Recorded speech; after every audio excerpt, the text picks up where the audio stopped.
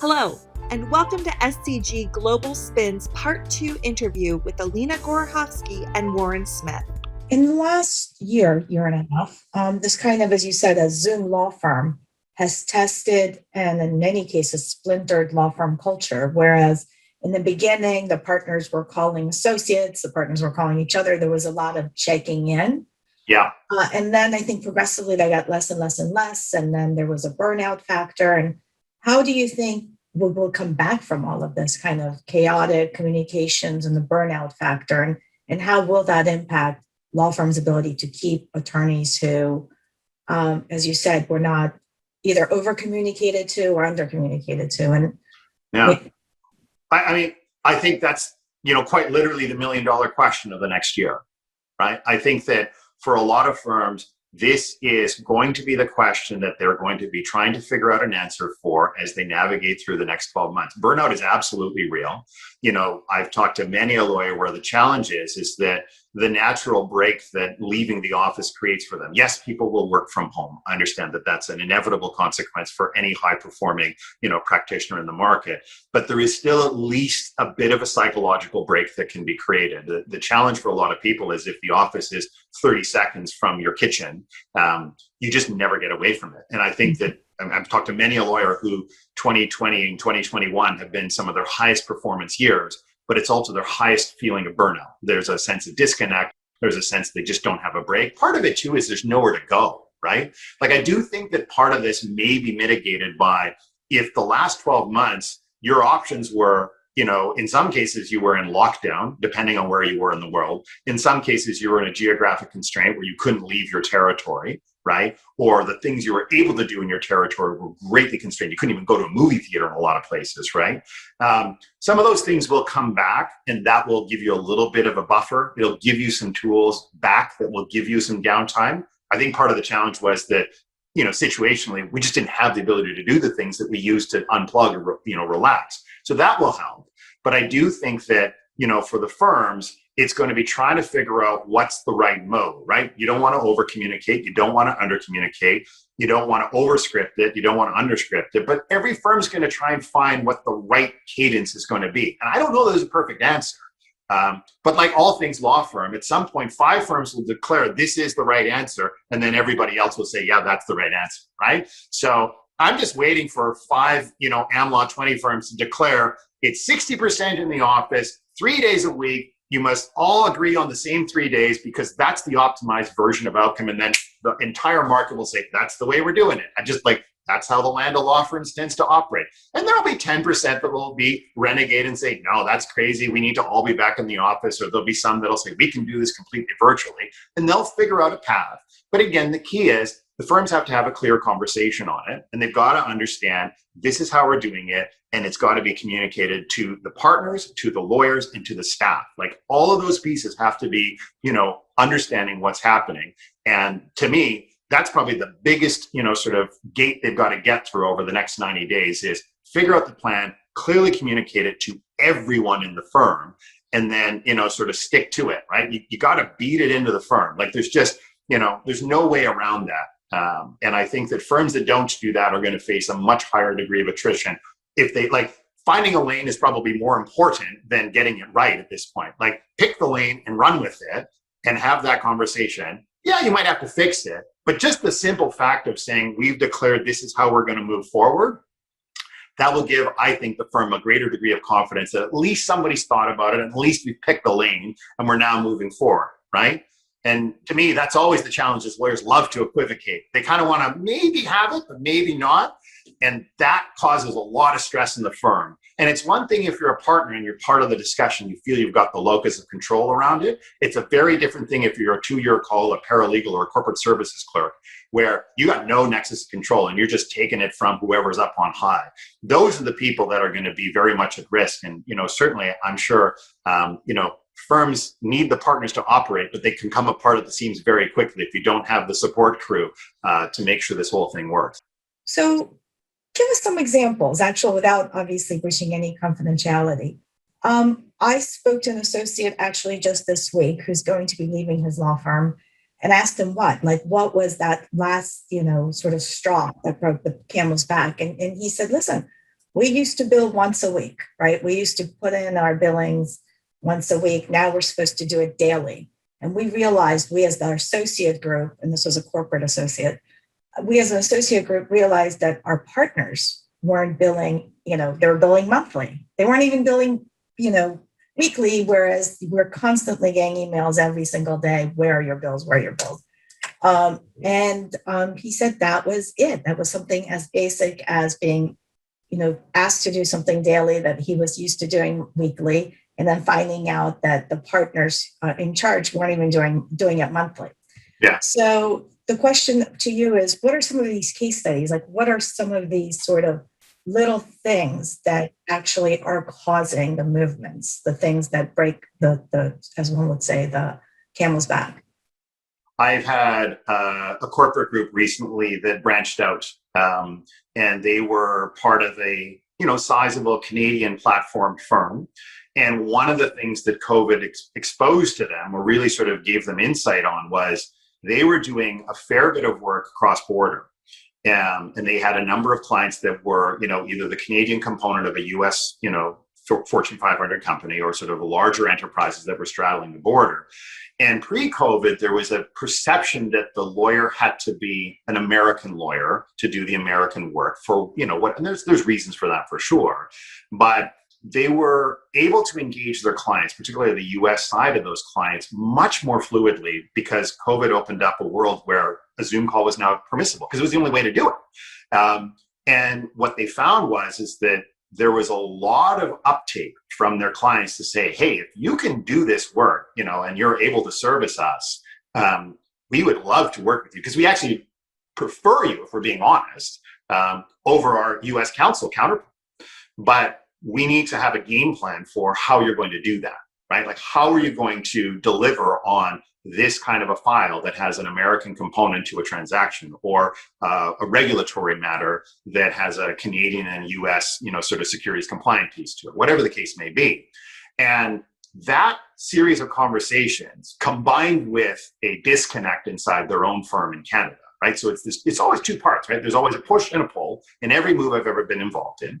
But in their case, that led them to say, maybe there is a better way to think about this question. And so, this is public, it's in the news. We opened up offices for Cozen O'Connor in Toronto and in Vancouver 2 weeks ago. And this is now a big push. And I expect we're going to see a quite a sizable group that'll emerge as a good sort of beachhead group that's now officially made the move. But a lot of the discussion was around, what more could we be doing cross-border now that the geographic lines are a bit more blurred, right? And so that's the kind of conversation that really sort of COVID thrust upon the market. And I think that you're seeing that even in the US market. I mean, I'm doing work with a number of US firms that are actively recruiting into what I would call secondary markets where they previously weren't, right? And I think a lot of the discussion why they've shown up in Canada and start, sort of picking off, whether that's Toronto or Calgary or Vancouver or Montreal, is, they've recognized that there's a lot greater fluidity to talent, that COVID has really opened the world's eyes to, how much of a construct is geography, right? And so that's a lot of what I'm seeing. For partners, certainly, at least there's a reevaluation that's occurring along that line. On the associate side, sort of real quickly, at risk of oversimplifying it, I had a senior associate leave one of the large international firms to go to a national firm. And, his, refrain through that whole process was the partners aren't talking to each other, and that was leaving him kind of, in the lurch. And this is, by all accounts, a star associate that was on track for partnership, one of the top billing associates in the group. And he just threw his hands up and he's like, you guys don't talk to each other, right? And you're just like throwing hand grenades at my desk. And you guys are getting into tiffs amongst each other. And one partner was in an argument with another and he's just left there. And it was like, a kid in the middle of a divorce where his parents are fighting with each other. And he's like, I don't need this. Like, this is not a happy place. And again, it's a bit of if they were all in the office, would it have escalated to the level it did? Probably not. Might have, right?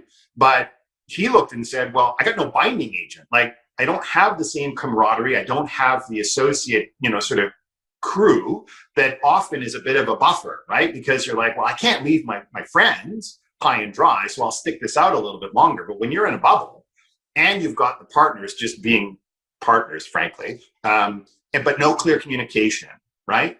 And it goes back to my first comment. He didn't feel like anybody was invested in him. He was just like, I'm just a tool on the belt for these partners, and they'll just use me whenever.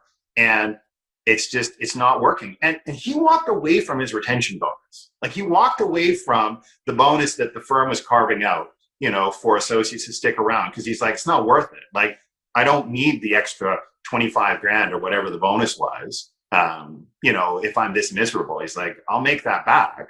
And that's, to me, what's really telling with the stars is the stars are generally focused on the bigger prize. Like 10 or 15 or 20 grand. Yeah, it might help a bit, but it's not a bright line by any stretch. Like, you show somebody, here's an environment where you've got two partners who are going to be personally invested in your career. They're going to walk you through the partnership. You're going to get great work, and you're going to do it with a well stratified associate group, and the people are, happy.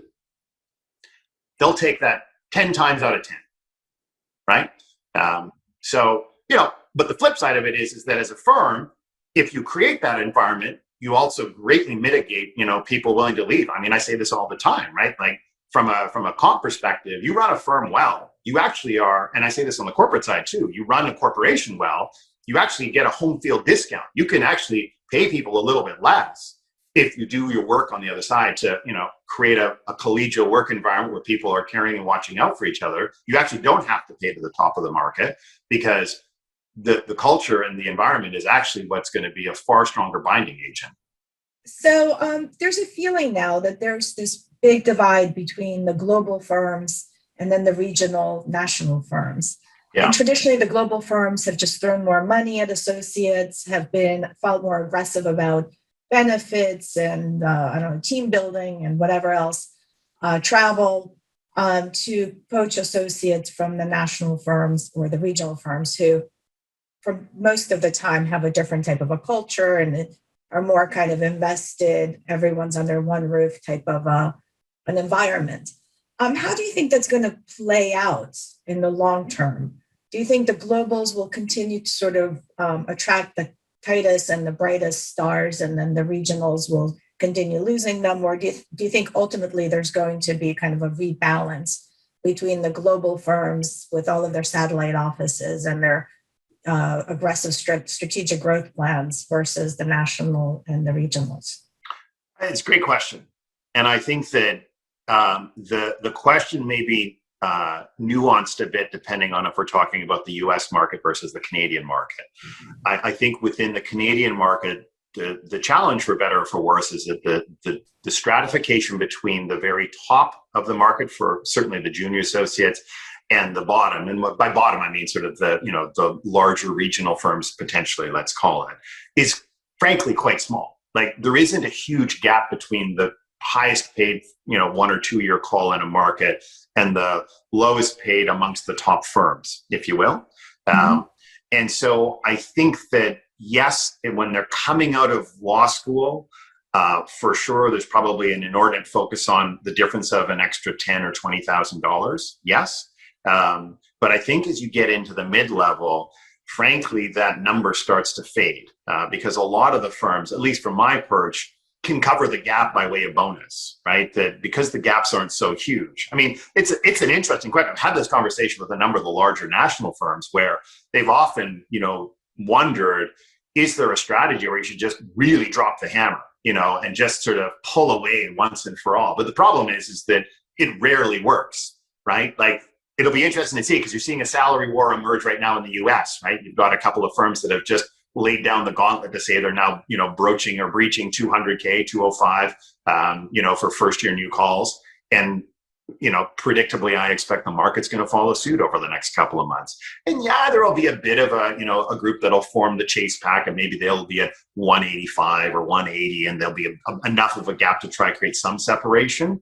But talk to any competent mid-level associate, and they all know the reality is that the bonus schedules can basically wipe out whatever the nominal difference is. The prize really is more at the top end, right? Like, what's the upside of playing for a Cadwalader or for a Sidley, as an option versus a Mintz or a Cozen or whatever the case may be, sort of within the range of the AmLaw 100, field, right? And if AmLaw 100 may be different than AmLaw 200 or AmLaw 300, fine, fair comment. But if you're talking about associates and which lane they are in at the beginning of their career, the variance is not as great, in my view, sort of between all these firms. And if that's kind of where the bulk of the recruiting occurs, and that's where the bulk of the lateral movement occurs, certainly at the associate ranks, I think a lot of the firms, frankly, are well served to really sort of keep up as best they can. Because if you grab that talent at 4 and 5 years of call, to be honest, I think a lot of associates are underinformed in terms of how great the disparity is between top of market, mid market, and bottom, sort of in the AmLaw 200, let's call it. The US, you guys are a little bit advantaged in the sense that these numbers are at least notionally posted. I know there's some, you can monkey around with the numbers a little bit in terms of how you, incorporate, income partners versus equity partners and what have you.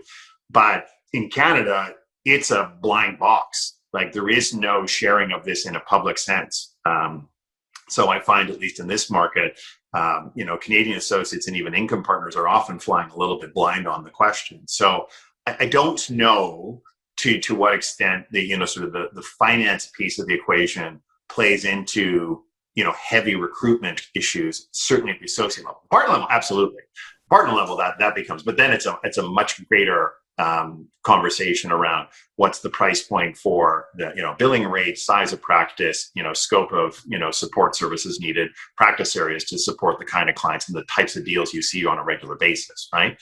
But I find that tends to be a much more sophisticated discussion with the given partner in terms of where they need to be and where their clients need them to be. That follow? Sure, absolutely. On the recruitment side, so most firms are now sort of pursuing growth strategies. But Yes. On the recruitment side, sort of, what is your advice on how do you pursue a growth strategy? What should you be looking at? Because ultimately, obviously, your strategic plan in the growth area will impact your ability to close the deal and attract talent. So what do you usually advise your clients on? Decide where to go, how do you do it, and how do you select the lane or the path? Yeah, for sure. Great question. That is, you're going to hear themes in everything I say, I'm sure, but the theme remains the same. Get really clear about who you are in the market. And the corollary to that is don't try to be all things to all people, right? That one of the great traps I think firms will find themselves in is that you go to a given firm's website and they're great at everything.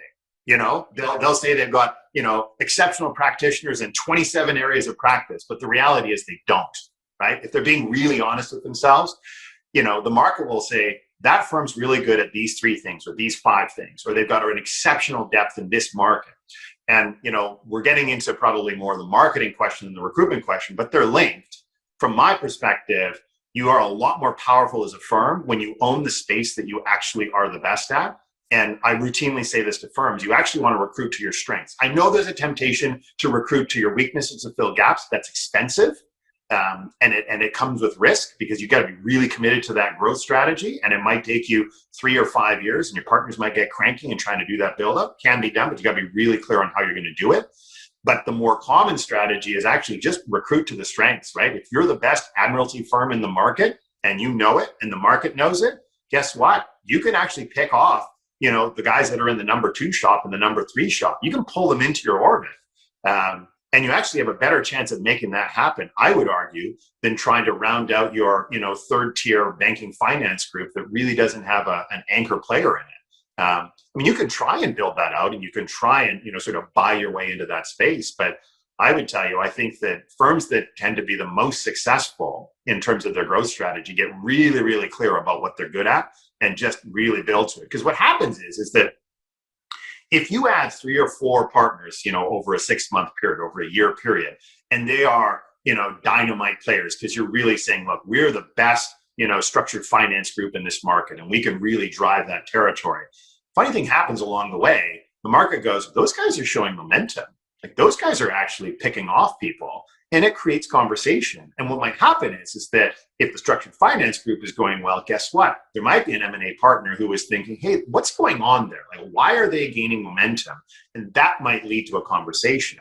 Whereas if you spend a bunch of your time trying to focus on your substandard M&A practice, that's a common, strategy I see that firms want to do. Is they're like, well, we have a gap and we need to fill this gap out. That's fair, but know your work is cut out and know you better be prepared to pay to get that, because you're basically putting a proposition to the market that we know we have a gap. So what are you going to do to make it worth my while as the partner to come in and fill it, right? And yes, you can get lucky. And back to my earlier comment, there's always a push and a pull in every move. But when you're trying to recruit to a weakness, you become much more reliant on the push. You're reliant on somebody being unhappy in their space and wanting to look at their opportunities, versus a pull, which is, we have this great opportunity, you should come to us, right? And so to me, that's a lot of the conversation I think firms need to be thinking about is, when possible, you want to be pulling, because pulling means you're grabbing, the 9 out of 10 and the 10 out of 10 stars. The push is you might get a 9 or a 10 out of 10, but that's really relying on someone else screwing it up. Otherwise, often, and this is the challenge a lot of firms, struggle with, is it produces the 7 out of 10, sometimes the 8 out of 10. And that can cause tension in the recruitment space, because invariably every firm thinks they're a 10 out of 10. If they actually did an honest check in the market, they might have spaces they're 10 out of 10, but there's spaces where the market probably sees them as a 7 out of 10. With this whole process of recruitment, right? So walk us through a successful, you have a candidate or a group interested. Can you walk us through the process of what firms can do better to close the deal? Why us versus someone else? Yeah. I would say, like everything, clear communication and speed, understanding that for a lot of lawyers, and just sort of think about this from your own perspective, lawyers have, I don't know if it's an extremely high pain threshold or a really high risk aversion, or, whatever the case may be. They will often sit in a state of frustration far longer than the average human being would reasonably put up with. But then something happens. Somebody says something, a client walks, something goes on in comp committee and they feel they got slighted in a way that is just unforgivable. And it tips. And so all of a sudden, all of this pent up frustration bubbles to the surface. And my observation is, once a lawyer gets to the point where they're actually thinking about moving, they're actually about 6 months past the point when they probably should have moved in most cases. And so they're ready to go. Like, they're ready to make the move. And my experience is, the firm that gets in there and is like, yes, we will make this happen. We will get you in and meet with people and we can move this along and we'll do it on your timeline.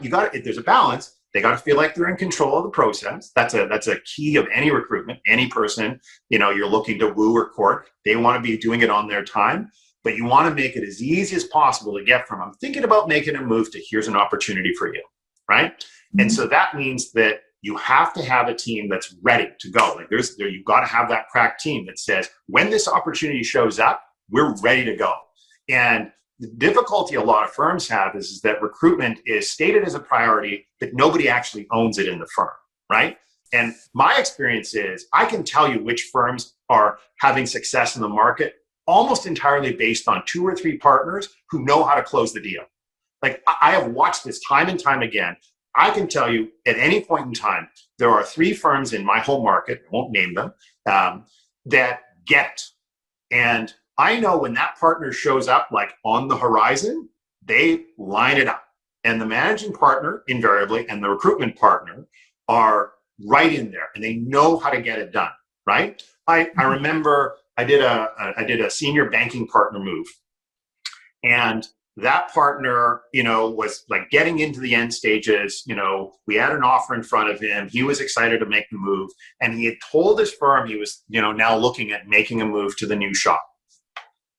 And not surprisingly, they freaked out, and the chairman of the firm, came in from Toronto, and they were rallying the troops and they're doing all this stuff. And it was funny because by dumb luck, I happened to be out at a hockey game. So this is a couple of years ago, pre-COVID, obviously, with the managing partner of the firm. And we were, at the game, having a good time, chatting about all the things that were going on and this partner that we were bringing over. And this banking partner phones and he says, "Hey, I'm getting a lot of pressure here. And, I'm getting a little bit stressed out about stuff." And he just dropped the game. We were in the second period. He said, "I got to go." He said, "We have to get this done." And he literally left the game. He got on a phone. He talked to a couple of key partners in other markets that he knew this guy knew, flew them in that weekend, sat him down and said, look, here's why you need to be here. Here's the opportunity. Here's what we're going to do to make sure you're a success.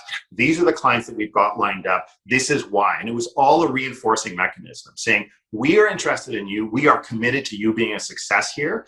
And the world's your oyster here. We got you. Right? And that was the takeaway. And they got him across the finish line. And I will say, his practice tripled over the next 2 years. So they were true to their word. Like, they followed through. But there was a moment there where it could have gone either way. I've been in that boat with enough partners where the home firm can put pressure. They do it right. They can actually get the person second guessed. But these guys, they knew this is the guy, and they made it very clear. And there was a real clear show of, we're really invested in you. And, and he said, he's like, it really stood out to him that all these people, came out to say, we're really interested in you. And again, it goes back to, are you invested in me? Do you care about me?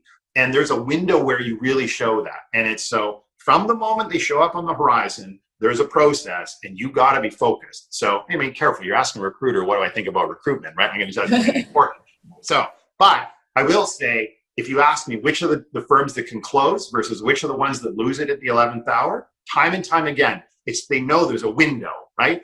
And just think about it from your own perspective as a partner. If you've ever made a move, there is a window where you are ready to do the deal. And you have to hit that person in that window because, the inertia takes over in every lawyer's life, right? The practice, bogs you down. You're like, it's not that bad. You know what? I'll do this another time. I'll kick it down the road. And it abates, right? There's an ebb and flow. And so whenever you're in that recruiter, lane with a partner that you're interested in, the worst thing you can do is leave them hanging, not get back to them. Like, this is the most important question they're grappling with in their life. And if you treat it as anything less than that, that's for them. They're going to infer from that. This is the most important time when you're trying to bring me into the firm. You should be the most excited. And if you can't even make that the priority, what's it going to look like when I'm actually at the firm and I actually need some attention? Right?